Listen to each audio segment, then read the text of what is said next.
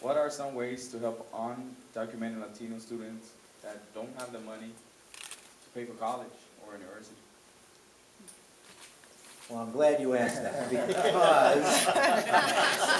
it's a good day to ask that question, because last night, the House of Representatives passed the DREAM Act, which, among the other things it would do, is help undocumented students attend public institutions of higher learning in their own state as in-state students. But that piece of legislation faces a very rough road in the Senate.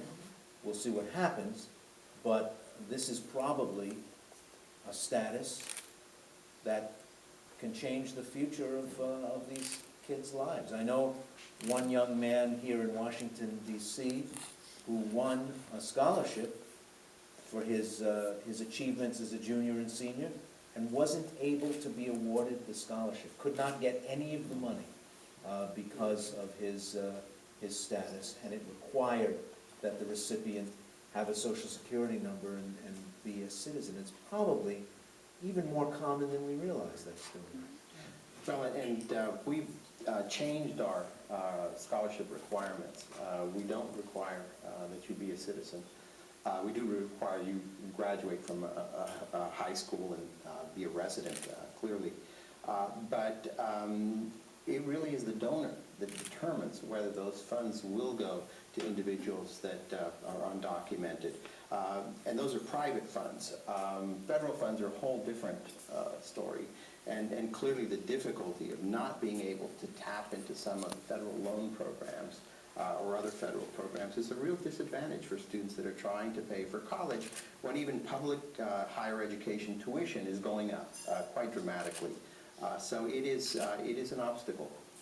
And those of you who are heading on to college and are depending on the public system, once upon a time, like when an old guy like me went to college, the difference between in-state and out-of-state tuition was there, but it wasn't as breathtaking as it is now.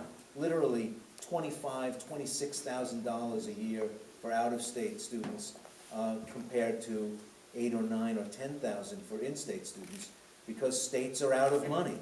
And it's politically sensitive to charge your own students a lot of money to go to college. But when kids come from somewhere else, it's not quite as politically sensitive. So the difference between in-state and out-of-state has become huge. I would say, too, that there are more donors who are paying attention to this.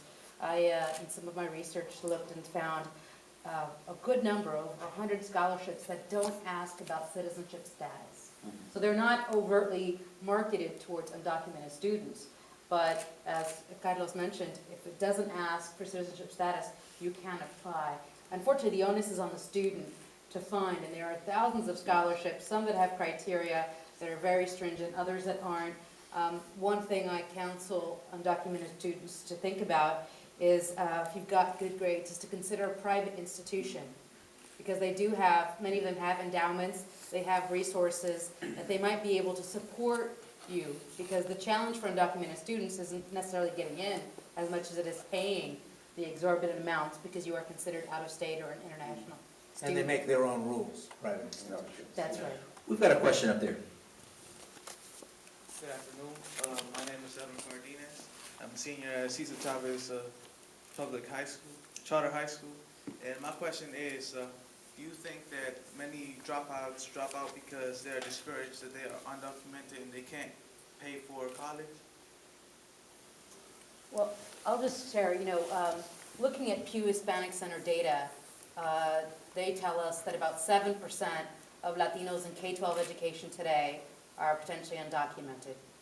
So I don't think that undocumented status speaks to the high number of Latino dropouts that we have in this country alone. I think it's a part of it, but the issues are deeper than just that, because the majority of Latinos in this country are born here in the United States, and they're still dropping out. If I could add, and I agree fully with that, all the surveys also show that Latino families value education, that they know. They might not know the specifics about the $1 million gap, but they do value education. I think what's more troubling than that is the fact that what we hear is that many Latino students feel that higher education in particular is just not for them. It's not something they can afford. It's not where they see themselves going. And that, I think, is really something very important to change, that mindset, that perspective that college is for someone else. And, you know, it's important that they understand that, no, college is for you. And financial issues will be present, but they can be overcome. And I think that, in many respects, is one of the biggest obstacles, just the belief that it's not for us, it's for someone else. It's interesting, we saw too this culture of expectation. The majority of states in the country were actually permitting, and Ray alluded to it, students to go in and sign with their parents often, sign out at the age of 16.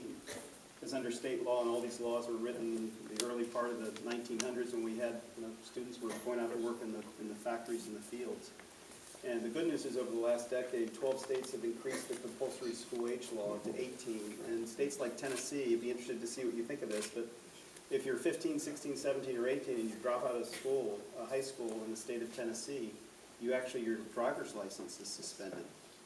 And it's just been this huge incentive just to keep students, now you can't stop there, that's not a sufficient public policy, but it's keeping a lot of students in school, and also in the state of West Virginia.